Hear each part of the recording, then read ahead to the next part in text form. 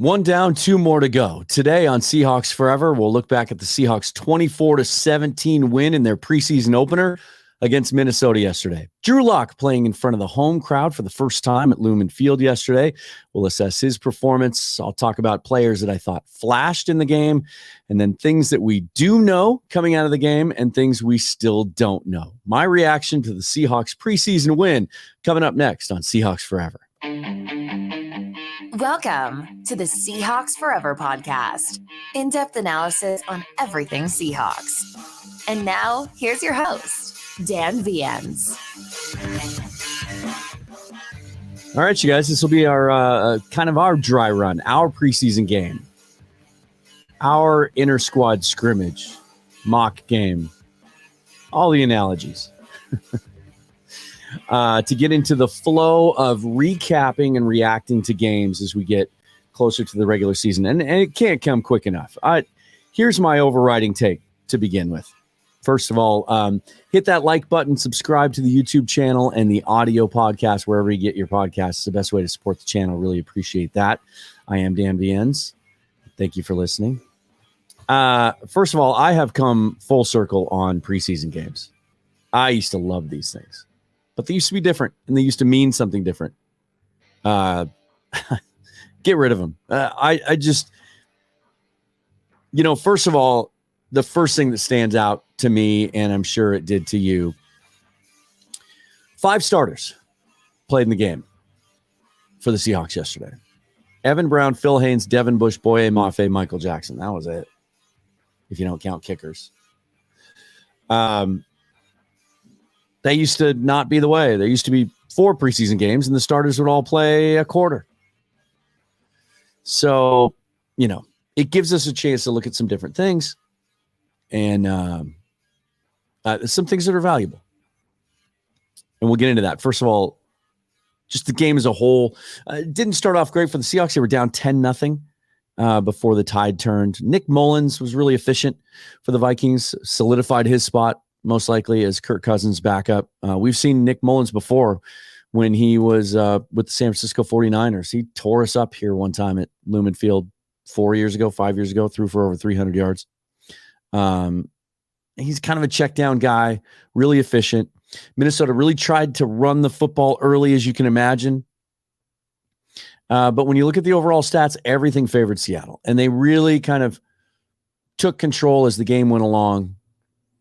My initial impressions were, and you heard Michael Robinson, the former Seahawk, talk about it on the local broadcast, which had all sorts of issues, by the way. Lots of technical difficulties. I missed Minnesota's first touchdown live because they lost their feed. So that was fun. It was, he kept referring to it as juice. Seahawks came out and played with a lot of energy and intensity yesterday.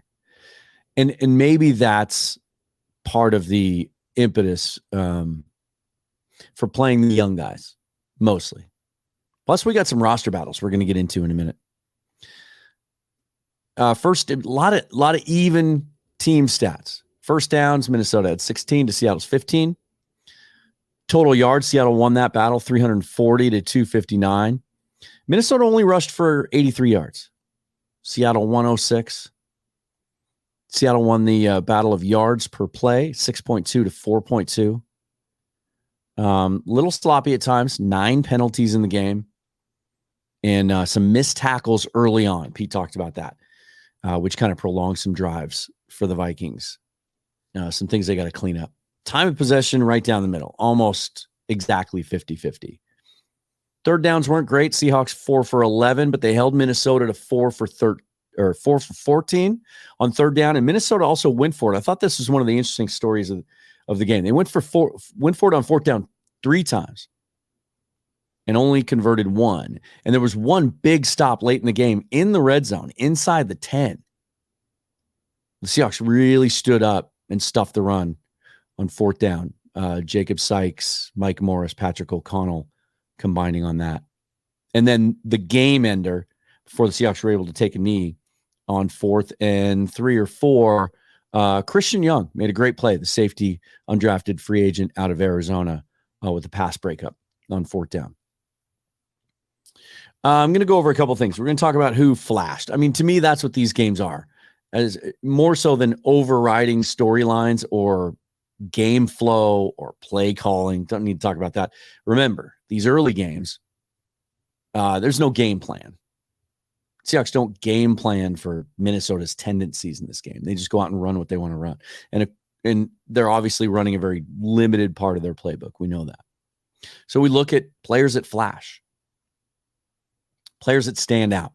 And I caught myself the first couple of plays of the game. I had to watch this on tape. I didn't get home from work until 11:30 last night. So I stayed up, watched the first three quarters, finished it up this morning before coming on to talk to you all. And I caught myself the first couple of plays focusing on a couple of players. Mike Morris was one. I had to remind myself the best way to watch these games is with a wide angle lens and then see who brings themselves into view for you, who flashes. And this is a long list. And this is the encouraging thing about this game. We've talked about this roster, how young it is, how fortified it is with dynamic young talent out of the last few drafts. And that showed up tonight. If there's a storyline, if there's a headline, that's it for me. Tons of young talent. There's going to be some tough decisions on the practice squad and the back of the roster in a few weeks. That 53-man roster projection, my next one, might not be as easy as the first one, where I went awfully conservative because I didn't think there were a lot of opportunities to be had. Early on, talk about some guys that flashed initially, right off the bat. Derek Hall, second-round pick out of Auburn. He flashed in a way that I don't think we saw Boye Mafe flash in the preseason last year. There was a lot of buzz last year about Mafe in practice. Derek Hall stood out as a guy that's going to make an impact. Strong at the point of attack, really athletic for a guy his size. And Mike Morris was the other one. Those guys were getting, even though that neither of them recorded a sack, darn near did. There was a play where Derek Hall hit the quarterback and they called roughing, and it was one of those snowflake roughing calls. But there were a number of times that Morris and Hall impacted the pocket and impacted the quarterback. Mafe himself flashed. Pete Carroll said he's probably the most improved player between last year and this year. And we hear that about young players, that the biggest jump they make oftentimes is between year one and year two. Mafe just seemed like a consistent presence. He had one particular run stop where Michael Bennett was in the booth and he was talking about how he had just worked with him in practice this week about using, he said, you got two hands, use them. Use both of them. And he set the edge with one hand, controlled the blocker, reached out with the other one, tackled the running back. Outstanding run play. And we've heard that about him, and it's why he's going to be the starter. I think even when Darrell Taylor comes back from his shoulder injury, that he's established himself as a guy that can set the edge and rush the passer. Taylor a little bit more of a one-trick pony. I thought there were times when Tyreek Smith flashed, and this one is kind of borderline because he didn't really make any splash plays, but you noticed him a lot. He was around the football. He was around the quarterback a lot. The 5th-round pick out of Ohio State last year, the outside linebacker. The team was really high on, but missed all of last year with an injury. Devin Bush certainly flashed, didn't he?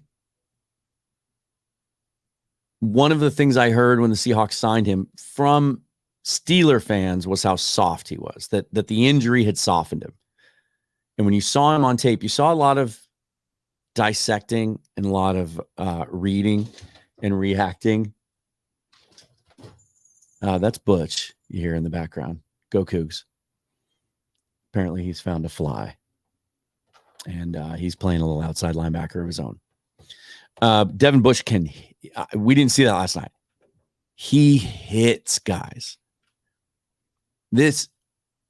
there were some moments last night where he looked like the rookie Devin Bush pre-injury. One was on a kickoff team. Absolutely laid a guy out. There were a couple of times that he really laid the lumber yesterday.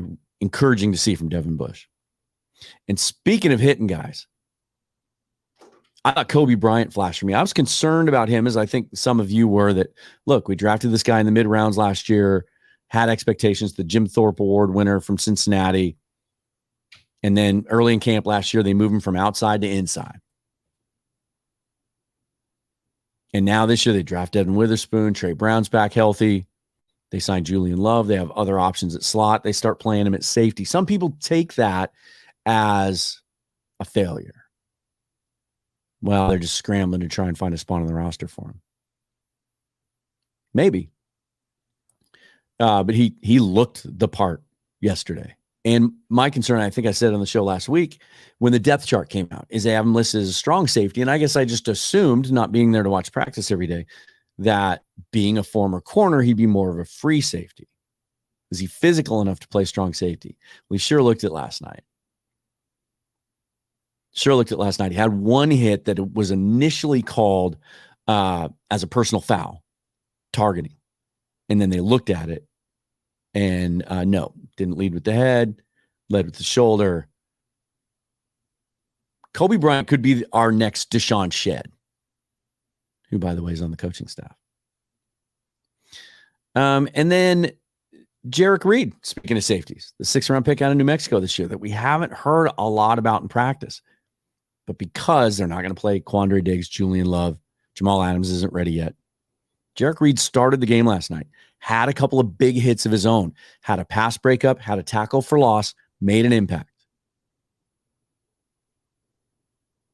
And with Joey Blunt being out with that back injury, although the update on that is Carroll said it didn't seem to be very serious, but Blunt had been playing and was on that depth chart release as the next man up in that safety battle. But they usually keep 5. There's an opportunity for Jarek Reed to make the team, especially we know how the team values him as a special teams player. Those are all defensive guys, right? On offense, early on, who flashed? Who else? Jackson Smith and Jigba. We saw him catch a couple of balls. We saw him pointed out on the telecast. Just it looks like I know it's early, but he might have Doug Baldwin level release skills at the line of scrimmage. His ability to separate in short areas, make cuts, get open, and he's such a natural hands catcher. There was one 3rd down conversion, just an easy kind of a half roll for Drew Lock. Found him underneath on a drag route that just feels like the kind of play that can be there for the Seahawks over and over and over again this year with Geno Smith. And that 3rd downs should be impacted positively by JSN. And then staying at the receiver position, this was a tough week to be a WSU grad. Tough week for Cougar faithful. So it was really cool to see Aesop Winston Jr. have such a good game yesterday. Look like a guy that can get open in the slot. And one thing I've said about Winston in the past is what really stood out to me at Wazoo was his ability to make contested catches, catch the football in traffic. He did that last night on a touchdown, on a bullet from Drew Lock. We're going to talk about Lock in a minute. On an in-breaking route at the goal line. Had 3 catches last night. 2 of them were contested catches. And he can also return kicks a little bit. Winston might be in that mix at the end of the receiver room because Cade Johnson got hurt last night. Good report from Pete Carroll today. He was carried off on a stretcher yesterday. They said really positive report. Concussion likely, but no other neck or spinal impact.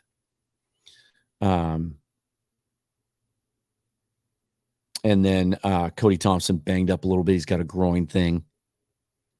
So it could be a good opportunity for Winston. And then late, guys that flashed late. In case you're sitting there right now going, he's talking about receivers, but there's this one dude he hasn't talked about yet. I'm getting there. Guys who flashed late. Let's talk about Levi Bell, shall we? Every preseason, it seems there's a guy like this. Small school, undrafted, undersized, who just makes plays. Levi Bell could be that guy. And he didn't just come out of nowhere yesterday. He did some things in the mock game last week, too, to stand out. In particular, his ability to get to the quarterback. He is an undersized defensive end. 5'11", 262. Little background on him. Started at Louisiana Tech, transferred to Texas State. His last year at Texas State had 13.5 tackles for loss, 5 sacks. Played with the Michigan Panthers last year in the USFL, had 17 tackles and 4 sacks. Got a little versatility to him, too. He can also play some fullback. He had 3 solo tackles and a sack last night, and there were a couple other times he pressured the quarterback. They didn't get to him. Levi Bell was a guy that, as I stated earlier, if you were just watching the game generally, he kept popping. And he kind of reminded me of Nick Reed. Remember Nick Reed, the undersized? I think technically he was a linebacker out of Oregon. I don't know the year. I have no concept of past time these days. But Nick Reed looked so good in the preseason, looked like a star in the making. Never really had much of an NFL career after that. But another undersized guy. Levi Bell is kind of fun. Does he have a chance to make the team? I don't know. But he's fun to watch. So Seahawks had 2 sacks last night. He had one of them. Jordan Ferguson, another small school, kind of shorter edge player, had a sack last night too. And then Jake Bobo. And I don't even know if flash is the right term. The more we watch him, the more this is going to become familiar. He led everybody in the mock game with 7 catches for 79 yards, a touchdown, and almost another touchdown. Tied for the lead yesterday with 3 catches for 55 yards and a touchdown on a beautifully placed pass by Drew Lock. For all that talk of, he's 6'4", but he ran a really slow 40. He looks athletic. He looks like he's moving at an NFL pace. He's got some nice separation skills, good body control. I think Jake Bobo may have made this team. And there was a scene after he caught the touchdown where they showed him on the sideline getting congratulations from just about every player on the entire roster, to a level that I don't think you see every time one of these young guys scores a touchdown. After Bobo was signed, Chip Kelly came on local radio and talked about how beloved he was by his teammates. What an impact he made in the locker room. What an impact he made every day in practice. And we know how much Pete Carroll values those kinds of characteristics. Some other players that didn't quite make this list, but that I thought stood out and deserved mention, couple of linebackers. With Vi Jones being injured and sounds like he's going to be out for a little while, a guy that Corbin Smith had talked about as really standing out as that next guy on the linebacker depth chart on the inside. John Radigan got the bulk of the playing time last night. Led the team with 9 tackles, 7 of them solo. Just looked solid. Looked like he was in the right place at the right time.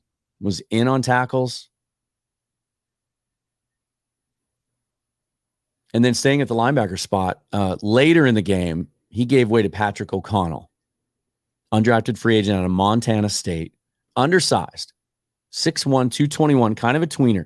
When you read his scouting report on NFL.com, I think it's Lance Zierlein wrote it, undersized to be an inside linebacker, not athletic enough, doesn't have enough lateral quickness or speed to play outside if he was in a 4-3, but just productive as heck. 2-time first team all Big Sky at Montana State. His last 2 seasons combined there, 35 tackles for loss and 22 sacks. And he seemed in control. He was commanding the huddle, calling the plays. He was reacting. Didn't seem like he was a step behind. reminded me of Ben Burke-Kirven his rookie year before he got hurt. By the way, Kirven did play, had a tackle yesterday, got in late in the game. It was good to see him out there again, running around full speed, and uphill battle for him to make the team in the next couple of weeks. He was signed so late in camp, but we've heard Pete Carroll talk about him with reverence, and he could be in the mix for that practice squad along with O'Connell. We're going to talk about quarterbacks in just a second, but first, I think we're going to do this for every game recap. Things we know and things we don't know out of this game. Things we know. Jackson Smith in Jigba is a dude. That's all I'm going to say. I feel like we talk about him too much. Derek Hall and Mike Morris are going to contribute on that defensive line. Remember, none of the starters, Draymond Jones, Jaron Reed, Mario Edwards, none of those guys played. But Derek Hall and Mike Morris, Morris is in that group. Derek Hall, one of the outside linebackers. Those guys are going to contribute as rookies and play a key role. I think another thing, small sample size, obviously, but that's kind of the nature of this segment. Things we know, or maybe I'll change it to things I know. Because you might not agree with me. I think Kobe Bryant's a safety. I think that move makes a lot of sense. I think he's Deshaun Shedd.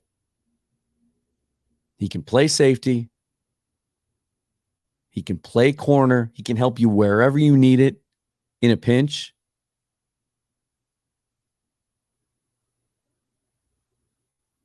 Could be the long-term answer alongside Julian Love after Jamal Adams, Quandre Diggs are done. The other thing we know is this team is fast and athletic, and it's up and down the roster, and they're tough, and they hit, and they play with enthusiasm. I think we're seeing Pete Carroll rebuild a roster in his ideal form and preference. The other thing we know is that there are going to be some tough decisions at the bottom of this roster and on the practice squad, because there's so much depth at the back of this roster. And I don't necessarily mean depth as in guys that can become NFL starters, but guys that can make an impact and guys that are athletic and guys that can play. Usually in preseason, you see a group of players that you're confident have a shot to make the roster. And then there's a bunch of names that you don't bother learning. But there were guys, especially on defense, running around yesterday that I hadn't really paid attention to that I think maybe I should. And even on offense, I'll tell you what, I didn't put him on the list. But as I'm talking to you about this, I keep thinking about Greg Island. Signed undrafted last year out of Mississippi State. Big, long, tall tackle, 6'8". I've stood next to him. I've met him in person. He's very tall. The Seahawks have him listed at guard now. I expressed my surprise at that on the depth chart show. But he pancaked a guy yesterday, got in the second half on a pull from left guard. And so he was playing next to Stone Forsythe at left tackle. What's Forsythe? He's 6'6", isn't he? So that's interesting to see. But Greg Island moved better than I thought that he would and kept his pad level low and really looked interesting there as a guy. We know how much the Seahawks value offensive linemen that can play multiple positions. That's why they like Jake Curran so much. Curran started at guard yesterday, but played some tackle, I think. They love that versatility. Things we don't know. We don't know anything about whether Cam Young is going to fit into this defensive line or how he's going to fit in, because he was out yesterday with what Carroll termed as a calf strain. Nobody knew about it before the game. Bob Condota didn't even know about it. He just didn't suit up. So early on, because I was trying to watch this game without going to Twitter, I didn't want any outside influence before I watched the tape of the game. I thought, is he in the doghouse already? Or have other guys passed him by? Because we saw at nose tackle, we saw all the other dudes, All the other undrafted guys, Roderick Perry, Robert Cooper, Jacob Sykes, even Anthony Montalvo, who got in late in the game, who could factor into this rotation. He was reportedly, Seahawks signed him after Miami released him. Miami released him when they signed Deshaun Hand, but Montalvo had reportedly been playing really well for them up until that point. So we don't know, we still don't know how that nose tackle rotation is going to go. We saw Miles Adams in there a lot yesterday. Also in that group. But Adams isn't a true nose. He's more of a guy that can play defensive end and move in there. I still think a continuing storyline this preseason is going to be, who are they going to add there when teams cut down or shortly before? And there are some questions still about the interior offensive line. Evan Brown started at center. Oluwatimi came in the second half. I'm going to talk to some guys in the upcoming weeks that know offensive line play a lot better than I do. We'll get Sanjit T back on here to talk about the Seahawks offensive line. He's very high on them, but we'll wait until one more games in the books, get some specific examples on tape. Now let's talk about the quarterbacks, because a lot of times these are the guys that can really shine in the preseason, right? Drew Lock looked good.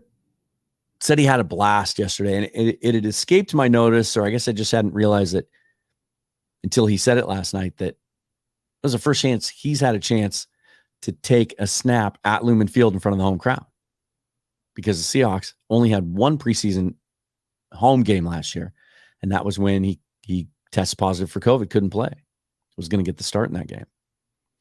And then, of course, Geno took every snap last year, so Drew didn't take any at home. 17 out of 24, 191 yards, 2 touchdowns, 1 interception, a 104.7 passer rating. And we just didn't see any of the gunslinger, wild, crazy, half-cocked, risky throws out of him. Even the interception was a deflected pass where he had a guy breaking wide open in the flat. Ball was deflected at the line of scrimmage. And we saw the arm talent, man. You can see it. The ball to Easop Winston was on a rope between 2 defenders. The ball to Jake Bobo was single coverage, but placed perfectly outside shoulder. No chance for the DB on the inside shoulder of Bobo to make a play on the ball.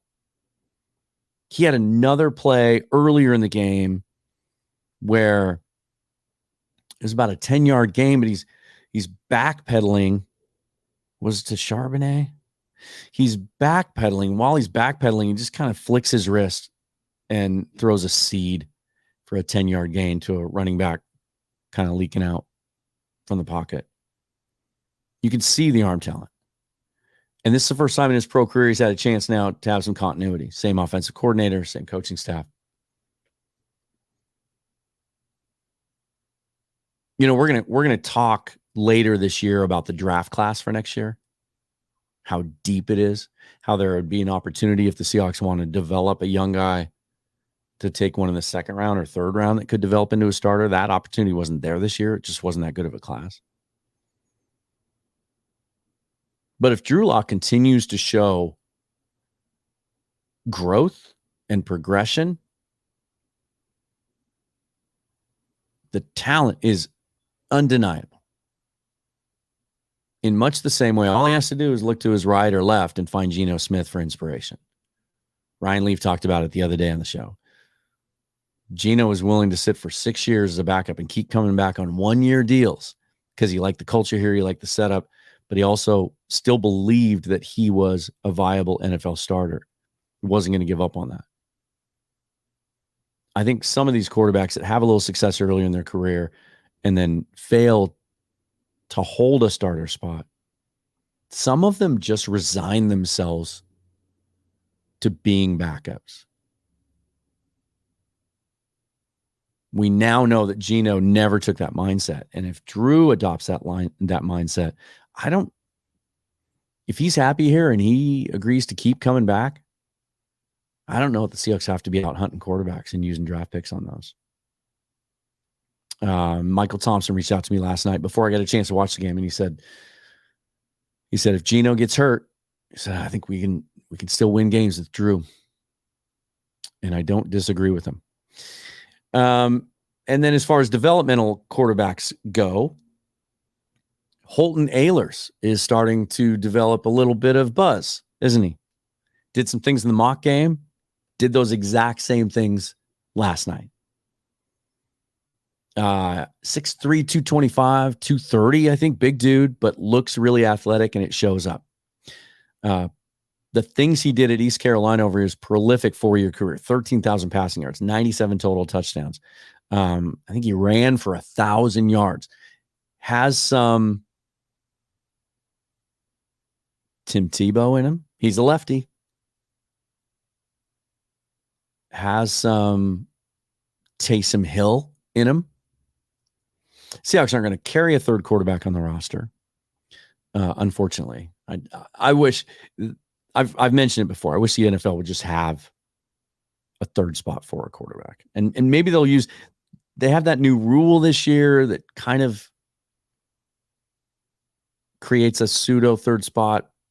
It'll be interesting to see if the Seahawks use that.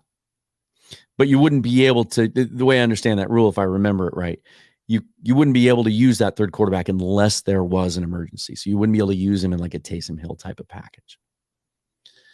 My criticism of him watching his tape coming out of college was long release.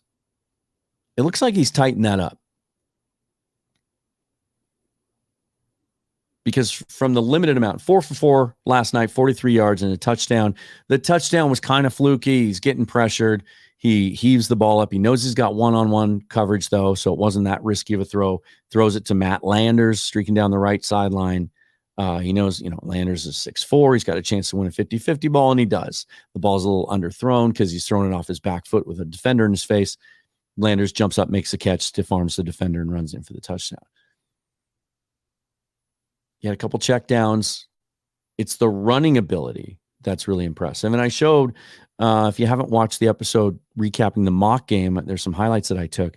And one of them, I got a really good angle of the touchdown that he threw to Griffin Hebert, where he's feels a little pressure in the pocket, manipulates it, moves around slightly to get a better view, and then keeps his head up and finds a touchdown. Instead of, as so many rookies do, if their first read isn't right there, right then, they panic, they pull the ball down and run. There might be something there to Holton Ahlers. And we're going to dig into that even more on our next episode. I have a really cool guest coming up Monday. Brian North. He's a sports and news anchor from WCTI in Eastern Carolina. Knows Holton Ahlers well. Covered him in high school, all through his high school career in Greenville, North Carolina, and at East Carolina. He's going to come on the show, and we're going to do a little deeper dive into who Holton Ahlers is as a person and what it was like covering him all through his high school and college career. Until then, if there's any big, huge breaking news, of course, I'll hop on and do a show. Working on some really cool guests as we continue to grow this thing together. Subscribe to it. Those numbers keep going up. And I appreciate that greatly. Follow me on Twitter at Seahawks Forever. Like this video. Subscribe to the channel. Until next time, forever and always, go Hawks.